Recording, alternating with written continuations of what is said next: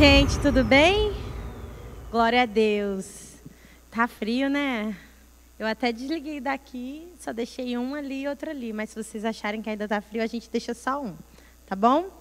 Gente, vamos lá, tenho novidades para vocês. Bom, eu tenho certeza que vocês vão amar essa novidade. Eu tenho certeza que vocês vão amar. Então, estive conversando hoje com o pastor Felipe, eu estava com uma suspeita e ele concordou com a minha suspeita. Então, a gente vai fazer uma modificação nos projetos, né? Como vocês sabem, eu ainda não passei detalhes da nossa viagem missionária, mas a novidade não tem a ver com a viagem missionária. Porque a gente está com uma dificuldade de encontrar um lugar que seja... um lugar que vai ser uma experiência boa para vocês, uma experiência marcante, que vá ser o diferencial no local, mas que também seja um valor que dá para pagar. Que a gente encontra muitos lugares legais para fazer missões, mas que vai ser tipo, muito dinheiro para pagar. E a gente sabe que é um tempo curto para vocês levantarem um dinheiro muito grande para poder fazer essa viagem missionária. Então, eu queria que vocês tivessem um pouco mais de calma, mas que vocês não se esquecessem que tem uma viagem missionária. Eu não sei qual vai ser o nível dessa viagem missionária. Provavelmente vai ser uma viagem rápida, só de um final de semana, por conta de a maioria de vocês trabalham e tal, graças a Deus. Mas eu vou estar confirmando com vocês sobre isso. A novidade é que o nosso projeto de abril foi cancelado. Né? Eu estava olhando um pouco a agenda de vocês, eu vi que está tudo muito apertado. E quando eu coloco para vocês fazerem os vídeos, eu acho que vocês ficam mais tensos com a questão do vídeo, a divulgação do vídeo, do que, às vezes, a realização do projeto. Eu estou errada? Não, né? A cara do Alessandro, não. E, então, o que nós vamos fazer? Eu estou mudando a data da entrega do projeto com a igreja local de abril para maio. Eu vou passar a data de maio direitinho para vocês da entrega do projeto. Provavelmente vai ser o penúltimo final de semana de maio. E abril vocês estão dispensados do projeto com os missionários. Os missionários vão estar aqui do mesmo jeito. Os projetos que eles vão fazer do mesmo jeito. Vocês serão bem-vindos a participar dos projetos dele do mesmo jeito. Então, vocês continuam tendo a possibilidade de se voluntariar, de participar, de ajudar, de ter o contato com eles. Porém, eu não vou usar isso como um modo de avaliação, ok? Então, vai continuar tendo a oportunidade, mas eu não vou cobrar isso de vocês em abril, ok? Todo mundo entendeu? Não, não vai ter. Esse projeto foi cancelado. Esse projeto está sendo cancelado. E aí, em maio, nós vamos vir com a entrega do projeto da igreja local. Porque a data que eu estou colocando lá é a data da entrega. Então, vocês não podem pensar, tipo, vamos fazer o negócio acontecer naquela data. Não, tem que ser entregue naquela data. Então, por exemplo, vou usar um exemplo. Não é segredo, tá, gente? Todo mundo pode saber o que as equipes estão fazendo. Tem a equipe do Bravos, que já me apresentou o cronograma do que eles vão fazer. Eles vão implantar o culto Kids lá na Elan CG. Então, eles vão preparar a salinha, vão montar como que vai funcionar esse culto, o recebimento dessas crianças desde o início do culto e tal. Eles vão se virar lá e vão fazer o negócio acontecer. Eles já estão comunicando lá com a pastora Renê e a pastora Luciana. Ok, o projeto dele já está aceito. Tem outra equipe também que talvez vai trabalhar com alguma coisa na cantina lá de Lancegê, ainda está sendo confirmado. Então, já tem uma equipe que está na frente sobre isso. Então, essas ideias eu já estou reservando. Então, se o outro quiser, eu não posso, porque já me falaram sobre essas ideias, né? Vocês também agora já vão trabalhar com a parte aqui dos fundos da nossa igreja Ilan Recreio. Então, também é de vocês. Então, a partir do momento que uma equipe já me disse sobre o interesse de um projeto, já está reservado para ela, ok? Então, fiquem tranquilos sobre isso. Agora, se mais alguém for confirmar ou for mudar a ideia, sejam mais rápidos nisso, para só eu poder ajudar vocês sobre a execução do projeto. Então, porque, por exemplo, você vai montar uma salinha. Uma salinha do Kids. Uma salinha do Kids não vai ser só pintar, não vai ser só isso. Você vai pensar como que isso vai funcionar dentro do Ministério Kids. Quantos professores do Kids vão ter que ser multiplicados para isso acontecer. Então, assim, para não ser uma coisa que vai dar mais trabalho para a igreja do que ajudar, entendeu? Então, uma coisa vai desenrolando a outra. O espaço aqui atrás, vai ser feito um espaço gourmet. Legal, mas o que isso vai acarretar na cantina? Como que vocês vão ajudar a cantina? Vocês vão recrutar gente para a cantina? A cantina vai dar suporte, vai dar vazão ao que vai acontecer ali atrás? Então, assim, outros detalhes que vocês vão estudando e que vai dar tudo certo, tá? Outro detalhe é que a igreja, no momento, até o prazo da entrega do projeto, ela não pode fazer nenhum investimento de recurso. Então, a igreja, tanto a Ilan CG, quanto a Ilan Recreio, ou se vocês forem fazer em outra também, não tem problema, pode ser até uma outra igreja, não precisa nem ser Ilan. Vocês não podem ter investimento financeiro da igreja local. Tem que partir o levantamento do recurso de você. Hannah, mas, poxa, já era um projeto que a igreja queria fazer, então ele já tinha um dinheiro destinado a isso. O que a gente faz? Então, poxa, vamos perder essa ajuda? Não. Vocês vão me apresentar o projeto até onde vocês conseguem ir, e aí a igreja, vocês vão deixar no ponto em que a igreja possa pegar dali e fazer as melhorias dela. Por exemplo, vou fazer a sala Kids, a gente conseguiu tudo, menos as caixas de som e os ar-condicionados, porque ficou muito fora do nosso orçamento. Ok, projeto esse, e a igreja vai continuar com as melhorias de ar-condicionado e climatização das salas. Perfeito, só que eu não posso aceitar que a igreja esteja investindo dinheiro em projetos determinados, que já era o plano dela, porque senão vai ser desleal com outras equipes que talvez a igreja não esteja destinando algum dinheiro específico. Tá bom? Então, cuidado quando vocês forem pedir ajuda financeira, que não seja ajuda financeira da igreja.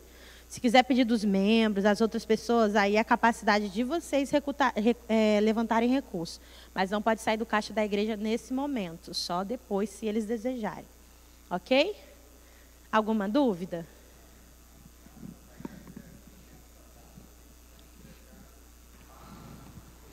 Isso. O que a gente vai fazer? A gente vai fazer que nem a gente faz o dia, por exemplo, da ação social. Vocês vão... Isso faz parte do projeto de vocês. Então, por exemplo, vocês vão fazer uma cantina nova. Vou dar um exemplo. Então, vocês vão separar um dia para fazer a inauguração da cantina. Então, vocês gravam esse dia, vocês chamam os pastores para ir lá na cantina. Aí vai ter o primeiro culto das crianças na sala nova. Faz uma festa para as crianças, põe balão, leva a gente pintando o rosto, grava a inauguração da sala. A inauguração da outra cantina, a inauguração da outra coisa, do outro projeto. Seja o que for. Tá bom? Então, vocês vão... Tem quase 2 meses já. Vocês já podiam ter desde o início já, se vocês quisessem. Vocês já podiam desde o início. Tudo que está no projeto de vocês, vocês podem ir se adiantando desde que as aulas começaram, tá bom? É porque às vezes não dá, porque é muita demanda. Então, vocês vão deixando um por vez, né? Mas tem tempo agora, tem mais tempo, então dá para ser algo muito mais excelente, né? Vocês fazem tanta coisa com pouco tempo, imagino que vocês não vão conseguir fazer com quase 2 meses. Tá bom? Alguma dúvida? Não, né? Ok. Pode falar.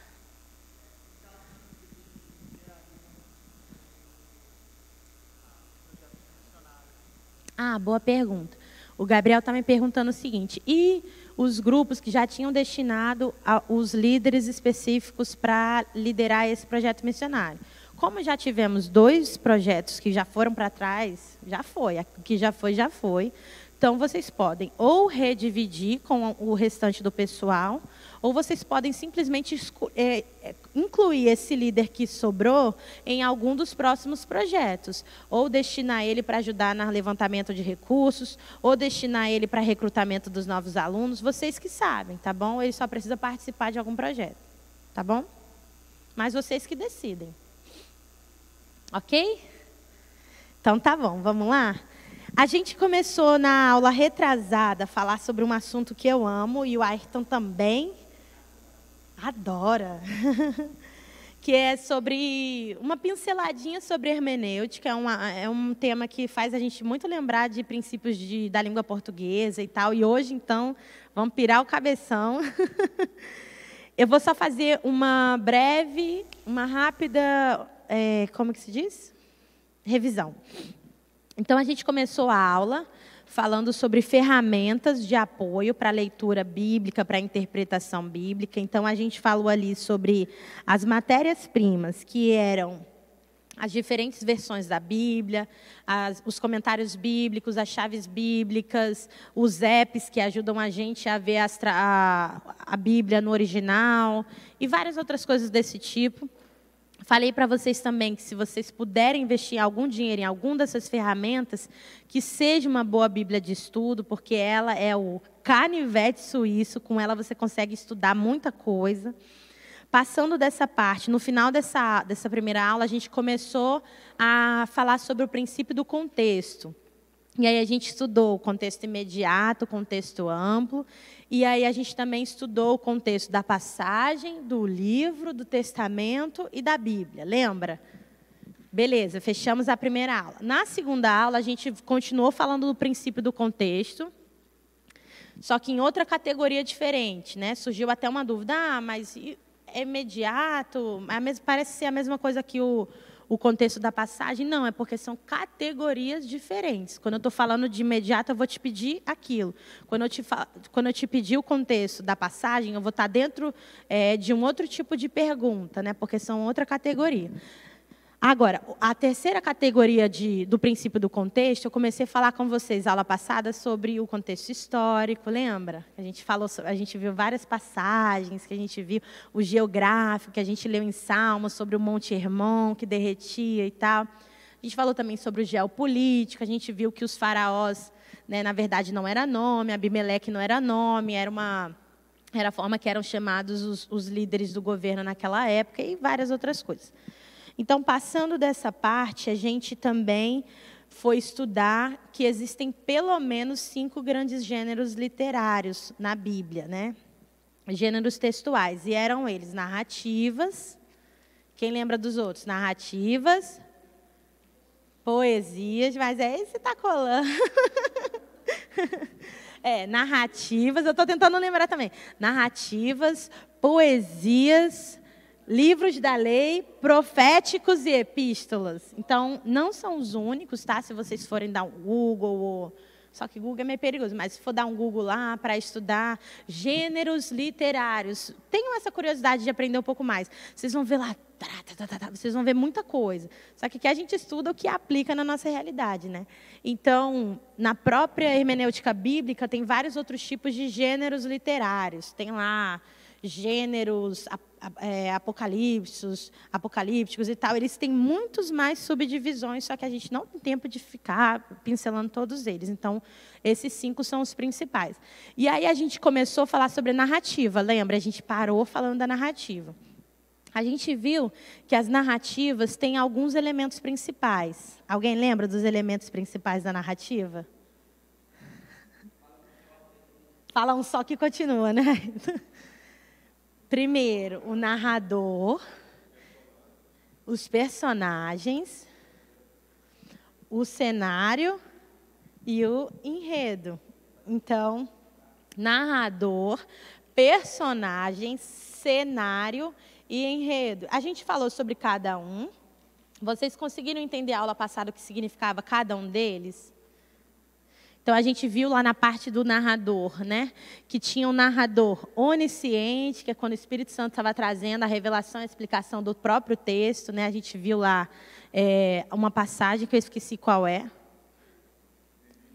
Juízo. Neemias foi o exemplo do narrador, o narrador personagem, quando o próprio personagem daquele livro narra a sua própria história. E a gente usou o exemplo de Neemias, bem lembrado.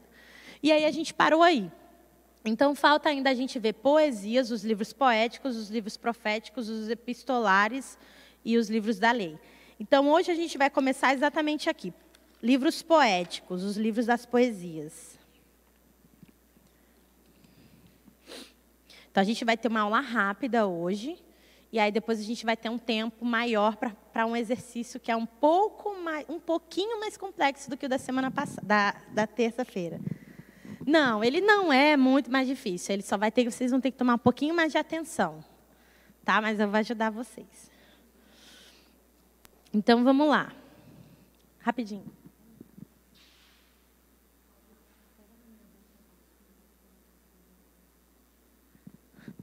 Então, vamos lá, os livros poéticos. Então, a gente tem vários livros poéticos na Bíblia. Quem sabe me dizer, não olha. Quem sabe me dizer um exemplo de livro poético? Se errar, gente, não tem problema. Aqui a gente vai errar mesmo. Cantares. Provérbios, Cantares, Jó, Salmos, Eclesiastes também, já falaram aqui. É engraçado porque Provérbios, Salmos, Cantares, então, é fácil de entender que é um livro poético. Cantares, então, meu Deus, se você não tiver uma mente muito abstrata, você não consegue nem acompanhar aquilo, né? Mas é muito lindo, muito romântico. Obrigada, amiga. Gente, não é bala, tá? É por causa da minha garganta tá doendo, eu vou botar uma pastilhinha. Então, mas Jó é um livro que ele é poético, mas ele também é histórico, mas a gente vai usar só o exemplo do poético agora. E, geralmente, as pessoas não sabem que ele é um livro poético, mas ele é também um livro poético. Você vê ali naqueles diálogos, você vê a poesia sendo desenvolvida ali naquelas falas de Jó, dos amigos e tal. Então, ele é um livro muito poético, apesar de também ser histórico. Então, fora esses livros que a gente falou, todos, né, tem também algumas partes do Pentateuco, que também apresenta características de gênero literário poético, e também os livros proféticos. Lembra-se que eu falei para vocês lá atrás que a gente tinha os livros proféticos, os profetas maiores, os profetas menores, e isso não tinha nada a ver com o profeta ser mais ou menos importante, mas somente com o número ali de capítulos, de conteúdo, profeta maior, profeta menor, é de acordo com isso. Só que a poesia ela tem uma característica muito peculiar. O gênero literário poético ele tem uma característica muito peculiar. Diferentemente da narrativa, que é mais contando uma história, a literatura poética, ela faz uso de algo que se chama figura de linguagem. Talvez alguns de vocês, que estudam mais que eu, coisa de português, vai saber muito melhor que eu. Mas figura de linguagem é uma coisa que a gente aprende lá na escola, só que ninguém lembra, porque, na realidade, depois a gente não usa muito isso, né? Mas para estudar a Bíblia, é bom a gente relembrar alguma dessas ferramentas. Então, eu vou estudar com vocês algumas das ferramentas da figura de linguagem principal. Mas antes disso, eu quero que vocês botem aí na sua apostila uma estrelinha, um coração ou qualquer coisa, uma espada, qualquer coisa que vocês quiserem. E escrevam o seguinte: estudar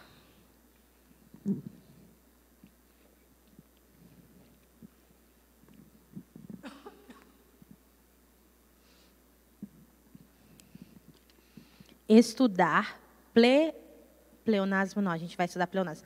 Paralelismo. É uma figura de linguagem muito importante para o estudo bíblico. Paralelismo.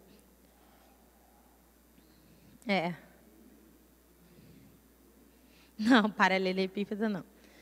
Então, por que eu estou falando isso para vocês? Porque a gente não vai ter tempo de estudar paralelismo, porque paralelismo é gigante.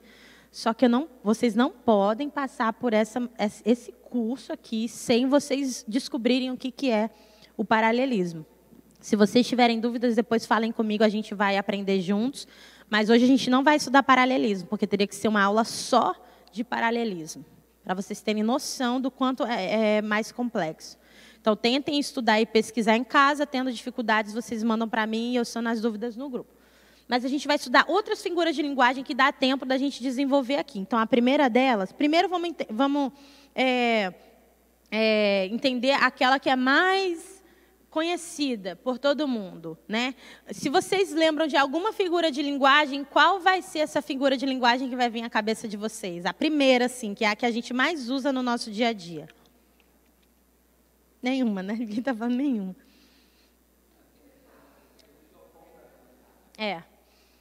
Geralmente, a figura de linguagem mais utilizada é a metáfora. O tempo todo a gente está no nosso dia a dia usando metáfora. A figura de linguagem metáfora é uma ferramenta que traz compreensão. Então, é você usar algo, né? Vamos ser simples. A gente usa uma palavra ou uma expressão, um conjunto de palavras, para explicar e para trazer as características para outra coisa, né? Então, a gente faz essa comparação, de certa forma, para trazer uma maior compreensão. Então, vamos lá. Uma figura de linguagem que usa uma palavra ou uma expressão em um sentido que não é muito comum, revelando a relação de semelhança entre dois termos. De forma mais simplória, podemos dizer que é usar uma coisa para compreender outra, e utilizar algo que é concreto para entender algo que é abstrato, algo que é incomum, algo que é fora do nosso cotidiano, algo que é mais complexo de entender. A gente vai trabalhar com exemplos. Então, vamos lá. Daqui a pouco eu vou dar exemplos. Dentro desse entendimento de metáfora, eu quero apresentar para vocês 2 nomes novos. O primeiro deles a gente vai usar muito no nosso exercício, e provavelmente isso vai cair na prova, que é o domínio-fonte. Então, toda vez que eu falar para vocês de domínio-fonte, vocês têm que lembrar o que é isso. O que é domínio-fonte? O domínio-fonte é de onde nós vamos tirar a característica. Lembra de fonte, domínio-fonte, de onde eu vou tirar a fonte, de onde eu vou tirar as características. Aí a gente tem, em contrapartida, o domínio-alvo. E aí o que você vai pensar? Domínio-alvo é onde eu vou colocar, aplicar aquelas características. Então, por exemplo, eu vou dar uma afirmação para vocês, uma sentença. E nessa sentença vocês vão identificar uma palavra específica lá, que ela está sendo dita, por exemplo, o nosso primeiro exemplo aqui. Tempo é dinheiro. Tempo é dinheiro. Vai ser coisas bem simples para a gente poder iniciar a compreensão. Quando você lê essa afirmação, você percebe que ela é metafórica. Está sendo feita uma comparação entre tempo e dinheiro.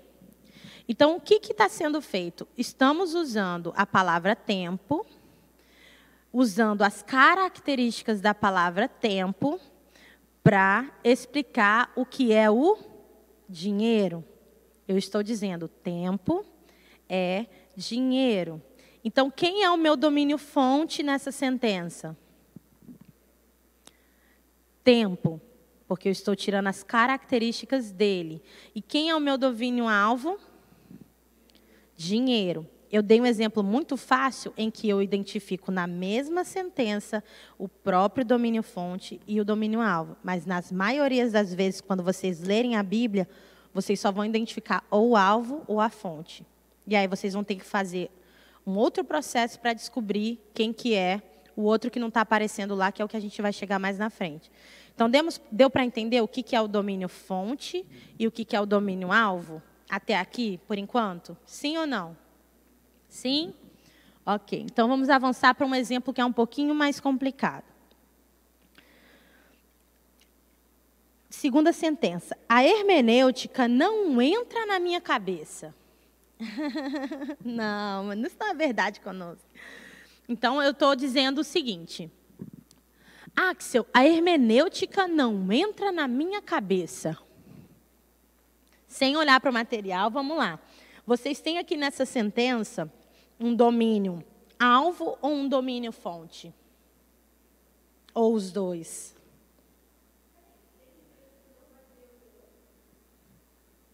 Absoluta. A maioria das vezes não vai ter os dois juntos. Vai ter só o alvo ou só a fonte. Eu dei um exemplo muito, muito simples para explicar quem é a fonte e quem é um alvo, mas geralmente vai ter o alvo ou a fonte. Ó, preste atenção no que eu vou falar, vocês vão pegar. A hermenêutica não entra na minha cabeça. Onde que está? Ó, escuta essa frase, a primeira coisa que vocês vão pensar. Isso tem uma metáfora, senão não estou usando isso como exemplo. Aonde que está a metáfora nessa sentença? Entrar na cabeça, porque, poxa, sinceramente, não tem um zíper de coisa que entra na cabeça. É uma metáfora, é uma comparação. Então, a metáfora está em cabeça. Agora, cabeça é o domínio alvo ou é o domínio fonte? É o domínio alvo. Por que que é o domínio alvo? Porque a gente está querendo dizer que não estamos entendendo. Então, a fonte é não entender e o alvo é usar a cabeça para dizer que aquilo não está, que a gente não está entendendo. Não está entrando na cabeça. A cabeça é a palavra abstrata. Entende? E alguma coisa que é o domínio fonte é algo concreto. Quando eu falo a hermenêutica não entra na minha cabeça, eu não estou querendo dizer que é essa minha cabeça aqui. Eu estou querendo usar as características de um local onde se pode depositar algo, certo? E eu estou usando como se fosse cabeça, com sentido de cabeça, mas não é a minha cabeça verdadeira, porque essa cabeça não tem como entrar nada. No caso, eu estou falando da mente, mas eu estou usando um domínio-fonte que não está expresso na sentença, que, na verdade, você pode entender ele como uma caixa, como um container, como um depósito, qualquer coisa onde se possa colocar informações. E eu estou usando as características disso num domínio-alvo que é a cabeça, certo? Lembra, domínio-alvo é algo abstrato, domínio-fonte é algo que é mais concreto. Nesse exemplo, não apresenta domínio-fonte, você tem que pensar. A gente vai conseguir. Sim, a fonte daqui, ó, é de onde a gente tira as características. E o alvo é onde a gente aplica as características, certo? Eu estou tirando as características de uma caixa e aplicando a palavra cabeça. Cabeça não se deposita nada, não guardo nada na minha cabeça. É metafórico. Então, eu estou usando as características de uma caixa e aplicando a palavra cabeça, que é uma palavra mais abstrata, entendeu? Por isso que a cabeça é o domínio-alvo e caixa seria o domínio-fonte.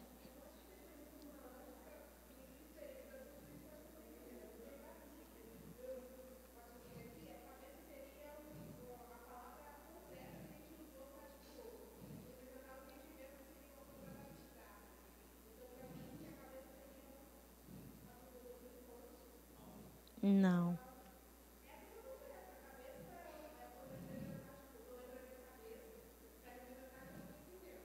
Mas é porque você já está fazendo interpretação antes de aplicar o conceito do mapeamento metafórico, que é o que a gente vai aprender agora. Você está tipo, não, cabeça é coisa concreta, porque se não entra na minha cabeça é porque eu não entendo. Você já está tomando uma interpretação sem usar a ferramenta. Está vendo como a gente erra quando a gente não usa a ferramenta? Então, se você parar para analisar a frase e usar as ferramentas, você vai perceber que nessa frase, cabeça é uma palavra abstrata e essa cabeça está usando características de uma palavra que não está revelada nessa sentença, que provavelmente é a palavra caixa, que provavelmente é a palavra container, provavelmente é a palavra depósito. E eu estou arrancando da ideia de um depósito características para demonstrar a ideia da cabeça. Entenderam? A gente vai ter outros exemplos, fica tranquilo. Então, eu estou usando características de uma palavra para trazer melhor compreensão para a outra. A gente vai ter vários outros exemplos e vocês vão entender melhor. Por que eu estou ensinando para vocês isso? Domínio-fonte, onde que isso entra no estudo da Bíblia e tal. Então, vamos logo clarear isso. Quando a gente está estudando a Bíblia, muitas vezes, a Bíblia é cheia de metáforas. Muitas metáforas. Principalmente quando você estiver lendo o livro poético ou livro que tenha vestígio poético, como os proféticos, que não são poéticos, mas têm vestígios poéticos. você vai identificar que para estudar você precisa entender por que a Bíblia está usando aquela metáfora. Por exemplo, aqui no... Wanda, põe para mim, por favor, essa passagem de Apocalipse. Olha só, vocês vão matar agora. Apocalipse 5, do 1 ao 5. Rapidinho. Vou ler a partir daí para a gente entender. Então eu vi na mão direita daquele que está sentado no trono um livro em forma de rolo escrito de ambos os lados e selado com 7 selos. Vi um anjo poderoso proclamando em alta voz: quem é digno de romper os selos e de abrir o livro? Mas não havia ninguém, nem no céu, nem na terra, nem debaixo da terra, que podia abrir o livro ou sequer olhar para ele. Eu chorava muito porque não se encontrou ninguém que fosse digno de abrir o livro e de olhar para ele. Versículo 5, preste atenção. Então, um dos anciãos me disse: não chore, eis que o leão da tribo de Judá, a raiz de Davi, venceu para abrir o livro e os seus 7 selos. Já respondo para você que a metáfora está nesse versículo. Onde que está a metáfora nesse versículo? Bom, vamos fingir que só tem uma, né? Porque daria para fazer outros exemplos. Mas ali, quando diz, eis que o leão da tribo de Judá, isso é uma metáfora. Leão está sendo usado como uma metáfora. Mesmo que a gente ama a figura do leão, que a gente compra caderno do leão, agenda do leão e tal, a gente precisa entender que é uma metáfora. Então, o que é fazer o mapeamento metafórico? É descobrir quem é o domínio fonte, quem é o domínio alvo. E depois, isso não é o mapeamento metafórico. Depois que você descobre quem é a fonte, quem é o alvo, você descobre quais as características da fonte eu aplico no alvo. Por exemplo, esse leão, já que a gente já entendeu que é uma metáfora, ele está se referindo a quem nesse versículo? Jesus Cristo, né? Então, geralmente vai ser fácil de entender a quem está se referindo, a Jesus Cristo. Então, aqui nesse sentido, leão é o domínio fonte, porque é dele que eu vou tirar as características, certo? E Jesus é o domínio alvo. Só que para fazer um mapeamento metafórico, o que acontece? Quais as características do leão que eu vou aplicar a Jesus? Ou será que realmente Jesus é um leão, um animal que fica lá na selva? As pessoas acham que sim, né? Mas tudo bem. Então, quais as características do domínio fonte eu estou aplicando ao domínio alvo? Quais as características do leão? Rei, autoridade, poder, domínio, liderança, tudo isso. Só que vamos ver uma outra passagem, onde fala de novo de leão. Abre aí, Wando, por favor, em 1 Pedro 5:8.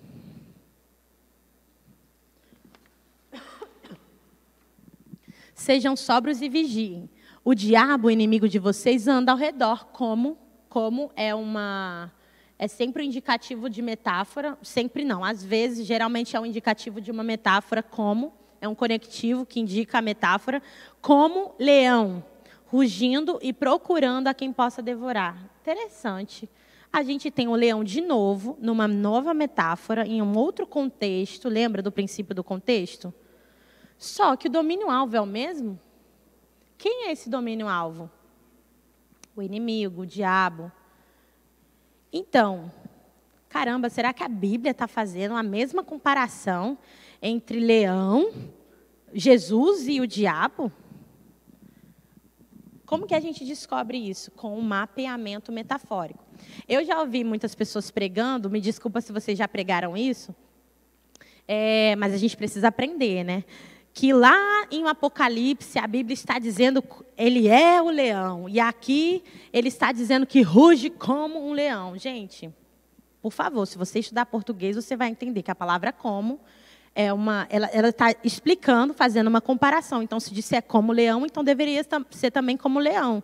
Então, não é uma justificativa plausível para fazer essa diferenciação. Se lá diz que é o leão ou é como um leão, Não importa. Então, a justificativa não é essa. A justificativa não é essa. A justificativa é muito fácil. A gente vai aprender ela fazendo o mapeamento metafórico. O leão, além de ser líder, além de ser rei, além de ter autoridade de poder que a gente já identificou, que são as características que foram usadas no domínio-alvo Jesus, lá em Apocalipse, ele deve ter alguma outra característica aqui, como domínio-fonte, que vão ser aplicadas no domínio-alvo Satanás. Vamos descobrir qual é? Além daquilo, o que o leão é? Caçador, ou seja, matador. O que mais? Ele destrói, ele pega, ele destrói e tal. Isso. Predador, vamos dizer predador. Além disso, perseguidor. O que mais? Olha para o contexto. Rugindo e procurando a quem possa devorar. Já está explicando qual a característica do leão. Já está explicando, é porque a gente não lê a Bíblia direito. Rugindo e procurando a quem possa devorar. Ele é devorador, ele persegue, ele devora e ele ruge. Então, tem um aspecto do rugido do leão que se assemelha, é metaforicamente assemelhado ao que Satanás faz. Ou seja, o que o rugido faz, qual é eu não sou bióloga, né? Desculpa, amiga, mas você depois aprende com a Késia. Mas um dos principais motivos do rugido do leão, ele não está conversando com a esposa dele, ele está amedrontando. O rugido é para amedrontar. Olha só que poderoso. A gente estudando uma ferramenta, a gente vê a percepção mais profunda do que a palavra está dizendo. Então,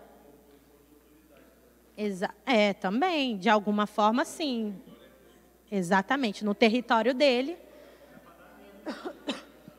Então, não precisa usar justificativas que vai sair da nossa cabeça ali na hora que a gente lê, para a gente inventar nada na hora da pregação. A gente pode estudar o texto e descobrir... e pedir a direção de Deus, mas também descobrir estudando o que está querendo dizer para a gente não passar vergonha. Então, Jesus, ele é o domínio-alvo de leão, lá naquela passagem de Apocalipse, mas em nenhum momento se confundem as características de Jesus com as características de Satanás. O governo e o poder, nunca vou poder usar como características de Satanás. Pelo menos nunca, jamais comparando com Jesus. Porque não existe nenhuma balança entre um e outro. Não existe. O governo está nas mãos de Jesus. Ele é o rei. Só que tem características do leão que sim. Eu posso dizer que Satanás apresenta muitas dessas características. Amedrontador, devorador, perseguidor, destruidor.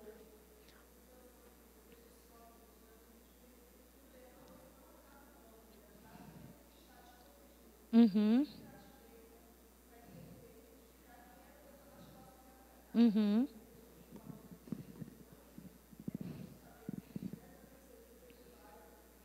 Isso. E vocês podem, como a Cris falou, ela falou de outra característica do leão que a gente não citou, que é que ele não ataca o bando, ele fica à espreita, procurando quem atacar e tal.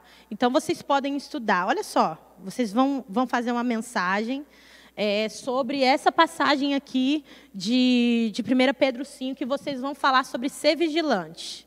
Vocês vão pregar lá, o pastor chama vocês para pregar na quarta-feira ou na quinta-feira. Olha, estamos numa série sobre vigiando a nossa vida, qualquer coisa. E aí ele te dá uma passagem lá, porque ele dá a passagem para você caminhar naquilo. Aí ele te dá 1 Pedro 5,8. O que você vai fazer? Você vai pegar 1 Pedro... Você vai estudar 1 Pedro e 2 Pedro. Você vai ver o contexto. Você vai depois pegar 1 Pedro 5, que é o contexto daquela passagem. Você vai estudar tudo que está falando ali. Até chegar essa história de vigilância. Porque não chegou nessa história de vigilância de uma hora para outra. Ele usou uma metáfora aí no versículo 8. Então, por que ele usou essa metáfora? Por que está falando o leão? E aí você começa a dar corpo. Dar corpo, às vezes de um versículo você tem uma série de mensagens para o mês inteiro. porque estudando, vendo o contexto, usando também a inspiração do Espírito Santo para te dar os direcionamentos para você fazer desdobramento desse estudo. Mas estudando você já consegue incorporar muita coisa com um ensino saudável, não um ensino de balela, um ensino de encheção de linguiça, tá bom? Então, vamos prosseguir. Aí a gente já passou, a gente já venceu essa primeira parte. Eu até coloquei aqui, quais as características do leão, domínio fonte, que eu vou aplicar no domínio alvo Satanás. Aí eu coloquei aqui, né, o predador, o rugido que assusta e tal. Então, se vocês esquecerem do que eu estou falando, só olha na apostila que está cheia de colinha. Além disso, tem várias outras características do leão. Por exemplo, a juba, o músculo, o fato de ele ficar sozinho, muito solitário. É ele com um bando de mulheres, né? Ele fica com as leoas. Ele não tem nenhum outro amigo do mesmo sexo, mas ele só fica no meio das leoas. Então, tem várias outras características do leão. Eu posso dizer, gente, que Jesus é o leão de forma literal? Se eu vou dizer, nesse sentido, que a gente está estudando aqui, se eu for dizer que Jesus é um leão no sentido literal, eu vou dizer que Jesus tem a juba, os músculos, a pata, que ele vive rodeado de fêmea, que ele não se dá bem com a pessoa do mesmo sexo, que ele mata, que ele é pedrador, que ele assusta. Então, assim, a gente precisa entender o que está se aplicando ali naquele texto, tá bom? Então, a gente estudou a primeira figura de linguagem, que é a metáfora. Dessa metáfora, a gente tem uma outra ferramenta de estudo, que é o mapeamento metafórico, que é fazer exatamente o que a gente fez agora. Identificar o domínio fonte, o domínio alvo e quais as características do domínio fonte se aplicam no domínio alvo. Todo mundo venceu essa etapa? Ok, o exercício vai ser sobre isso. Próxima figura de linguagem é a metonímia. Nome estranho, né? Que é uma ferramenta de referência. Como metáfora é uma ferramenta de compreensão, ou seja, fazer uma comparação para compreender, a metonímia é para fazer uma referência. Então, é uma figura de linguagem que consiste em pregar um termo no lugar do outro, havendo entre ambos estreita relação, afinidade ao sentido, né? Tem um sentido parecido. Eu vou dar um exemplo que vocês vão lembrar isso rapidinho da escola. Eu estou lendo um livro, a gente está lendo um livro que se chama Debaixo de Suas Asas, certo? Só que eu chego para vocês na aula e falo assim para vocês: gente, ontem eu estava em casa lendo John Bevere e o Senhor falou tanto comigo. Essa minha afirmação tem alguma figura de linguagem? Uma metonímia. Eu estou lendo o John Bevere? Não estou lendo ele. Eu nem estou perto dele. Ele não é um material didático que possa ser lido. Ele é um ser humano. Mas eu estou usando o nome dele para me referir a algo, que é o quê? A obra que ele escreveu. Por exemplo, outro exemplo aqui que eu coloquei. De fato, até os dias de hoje, Moisés é lido. Um véu cobre os seus corações. Aí tem a passagem em 2 Coríntios. Moisés era lido? Não. Ele estava se referindo ao quê? À lei. Né? E Moisés estava representando a lei. Aí falava, Moisés é lido. Outro exemplo. O motociclista bateu na minha traseira. Fica bem fácil de entender, né? Ele não bateu na minha traseira, graças a Deus. Ele bateu na traseira do automóvel que eu estava dirigindo. Mas eu estou usando uma palavra que vai me trazer uma compreensão sobre outra coisa. Então, esse metonímio é muito fácil. Na hora que vocês baterem o olho, vocês vão identificar assim. Ok? E se tiver alguma dificuldade de identificar, só tentem sempre ver qual que é a ligação daquela palavra que está escrita naquela sentença com aquilo que está, o entendimento que está por trás dela. Eu estou falando de John Bevere, então eu já entendo que é um livro, a leitura dele, a obra dele. Eu estou falando de Moisés, é lido, você já entende, não, está falando da lei, não está falando de Moisés em si. Então você já percebe que tem algo por trás. A próxima figura de linguagem também é muito fácil. A metáfora é a mais difícil, as outras são bem simples. Hipérbole, que é uma ferramenta de ênfase. Hipérbole é aquela famosa figura de linguagem que eu, pelo menos, eu sou hiperbólica, né? Se deixar, toda frase eu faço uma hipérbole. Que é aquele exagero, né? É aquele exagero que, às vezes, a gente até peca, né? Por exagerar tanto. Mas uma coisa interessante sobre a hipérbole é uma ferramenta de ênfase. Ênfase e não de compreensão. Quando eu digo que hipérbole é uma ferramenta de ênfase, eu estou te dizendo que a ideia da hipérbole não é que você ache que exatamente aquilo que eu estou falando é a realidade, mas para trazer para você que me lê ou que me ouve, o entendimento do nível do sentimento do que eu estou te passando. Então eu falo para você, eu vou sair da TIM, eu vou cancelar meu plano da TIM, porque quando eu ligo para tentar resolver um problema, eu passo 1000 anos no telefone. Eu vivo 1000 anos? O que eu estou fazendo? Eu estou apresentando uma ênfase para te trazer a compreensão não da realidade. Você entende que não é a realidade, que não é verdade que eu fiquei 1000 anos.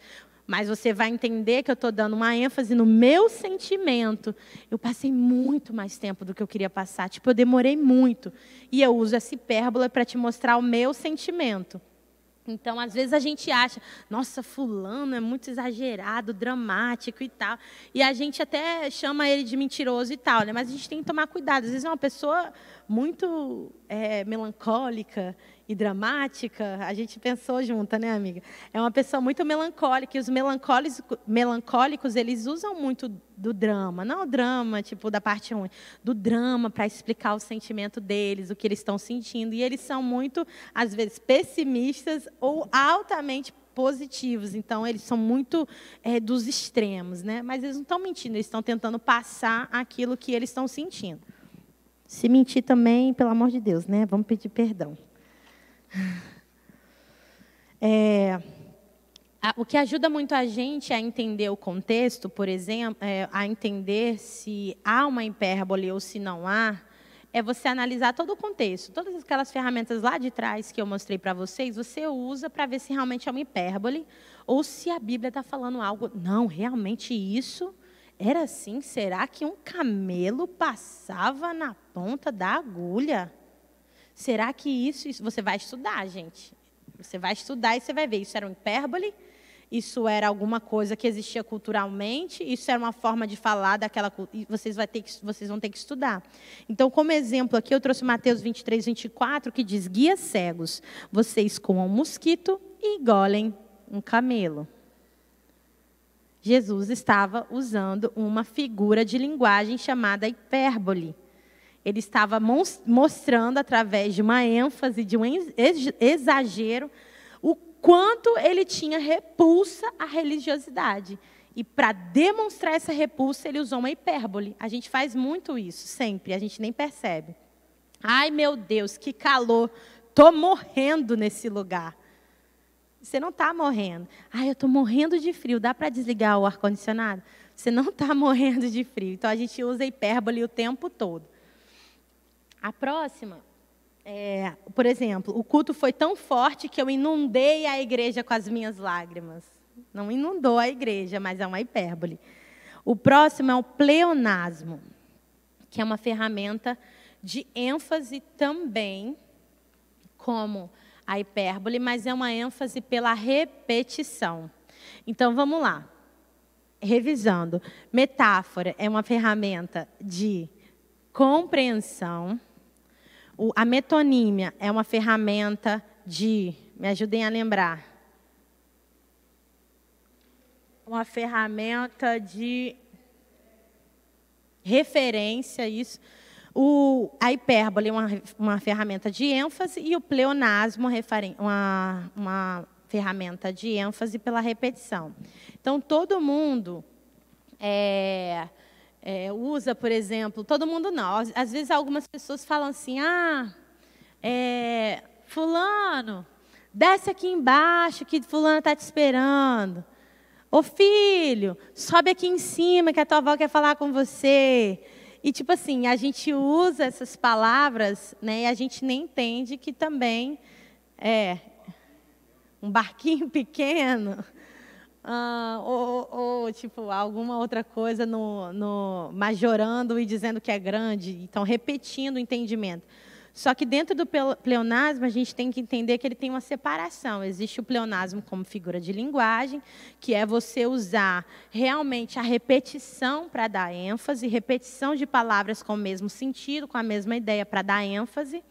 E também tem um pleonasmo que não é figura de linguagem, que é um pleonasmo que é um vício de linguagem, que é o descer para baixo. Wando, você tem aquela imagem que eu te mandei? Que é o descer para baixo, o subir para cima. Como é rápido? Essa eu nunca ouvi. Eu peguei uma imagem que tem alguns exemplos, eu acho legal mostrar para vocês. Isso aqui que eu vou mostrar é vício de linguagem, tá? Dentro do pleonasmo. E o pleonasmo como figura de linguagens é você usar a repetição de palavras com o mesmo sentido, mas o seu intuito é dar ênfase. Vou te dar um exemplo.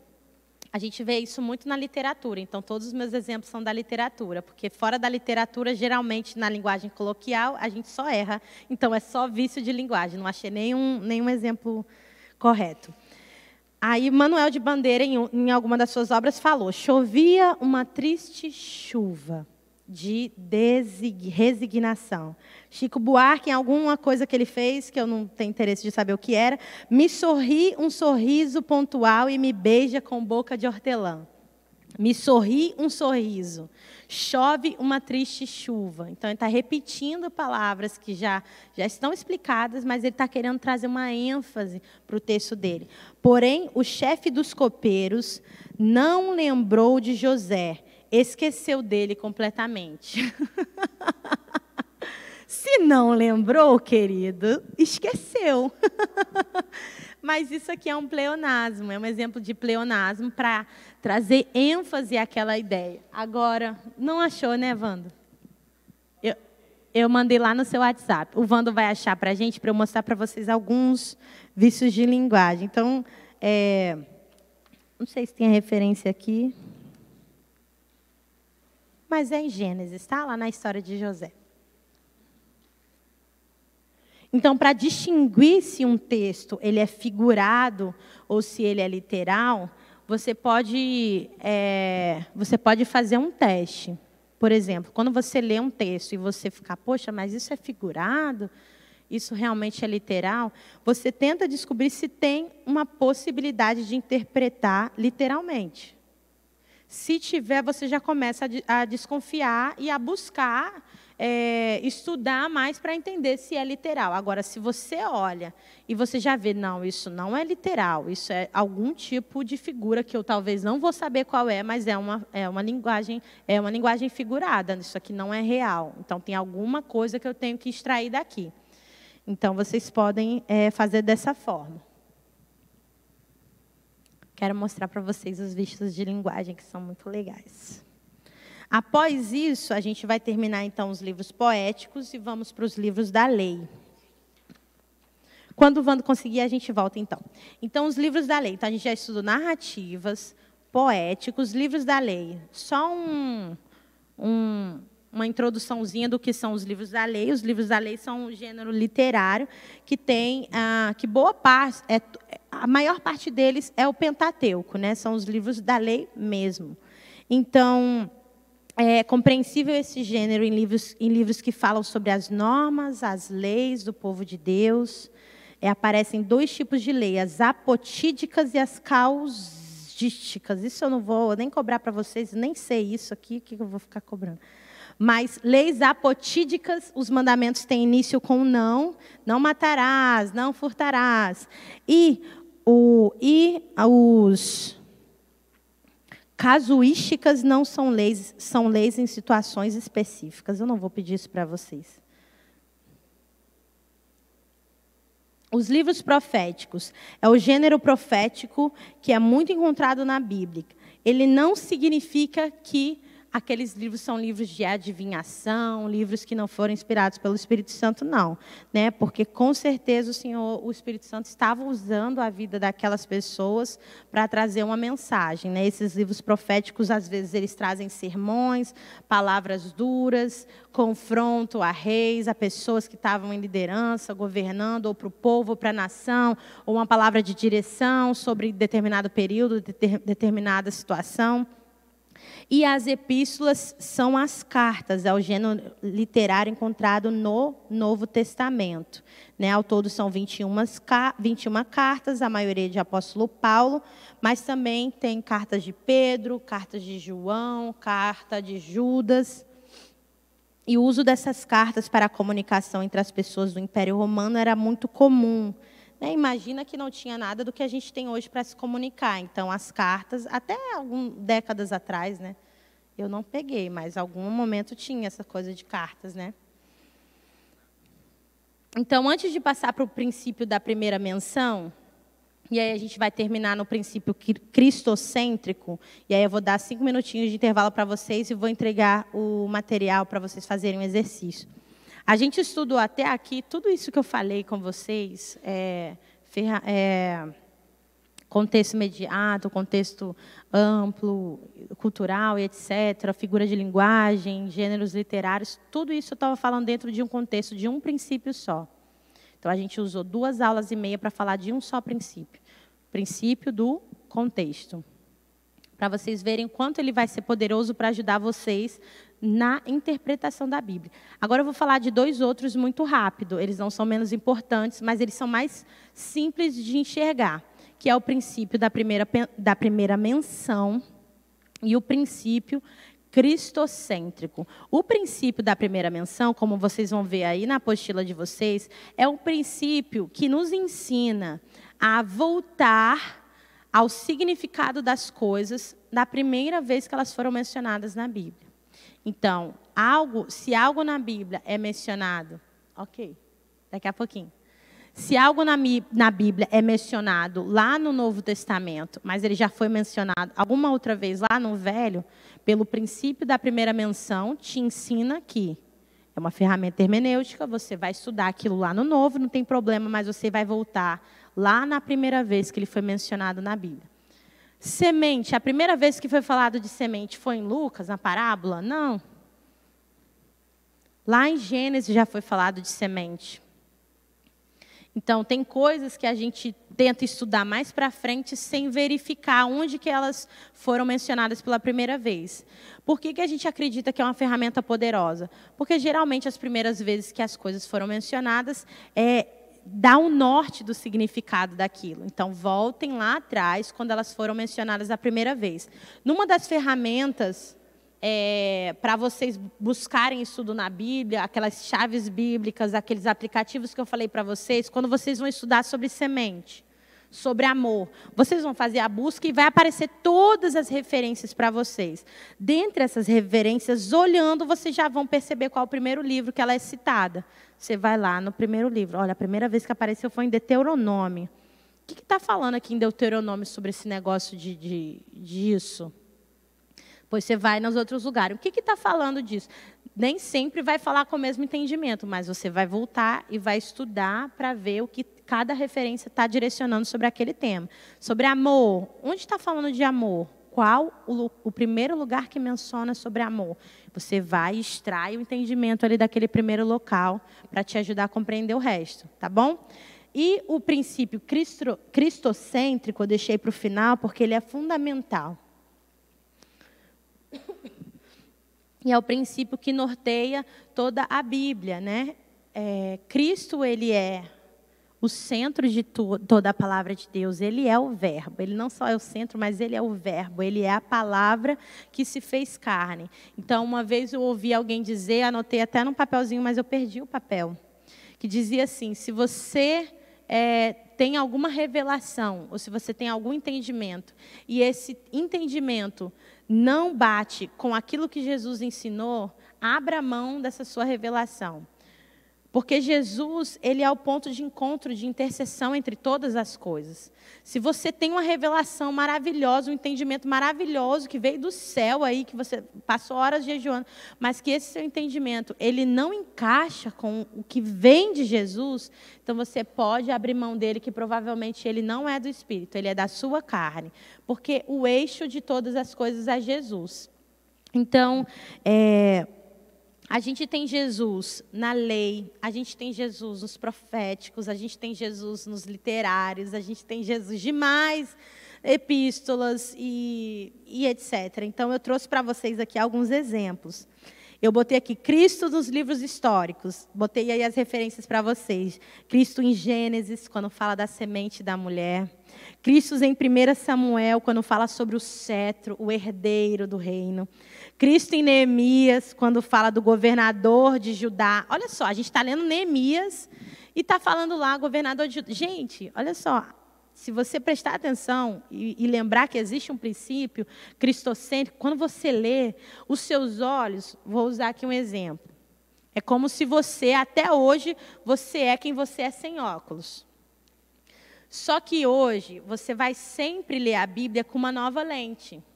E essa lente se chama Jesus Cristo. Então, você vai colocar a sua lente. Quando você lê Gênesis, você vai ver Jesus Cristo. Quando você chega na história de José, então, você vê Jesus Cristo purinho. Você chega em Neemias, você vê Jesus Cristo. Você chega em Deuteronômio, você vê Jesus Cristo. Você chega em Crônicas, você vê Jesus Cristo. A Bíblia toda. Eu não coloquei todas as referências aqui porque o material vai ficar gigante, mas eu posso fotografar os quadros para vocês e mandar lá no grupo. Em todos os livros, referências, você encontrando Jesus Cristo. Então, Cristo nos livros poéticos, em Jó, como o sofredor paciente. No livro de Salmo, como um amado pastor, como um rei, como o doce. Em Provérbios, a sabedoria de Deus. Em Eclesiastes, o pregador de Jerusalém, o rei de cima. Em Cantares, o noivo, o amado. É Cristo ali. Nos livros proféticos, mais fácil ainda, né?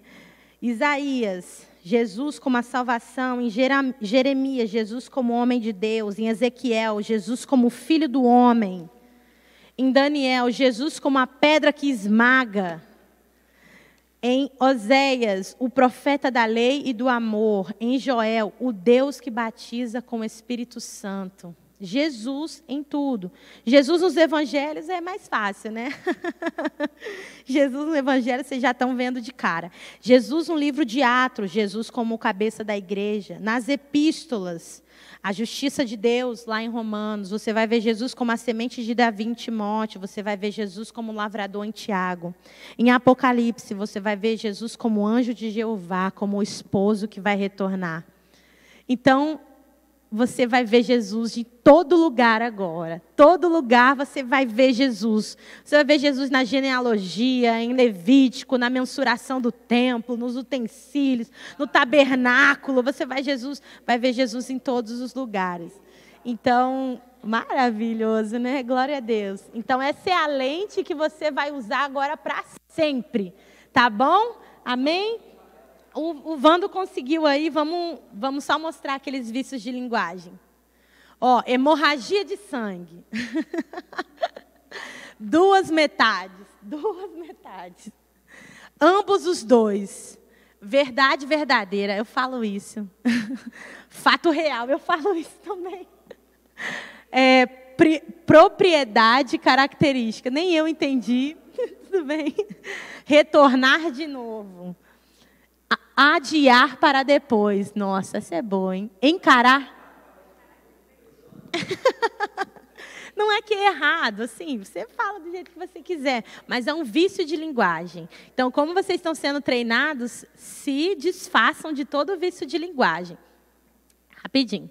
Subir para cima, descer para baixo, sair para fora, entrar para dentro, é só o que a gente mais usa, né?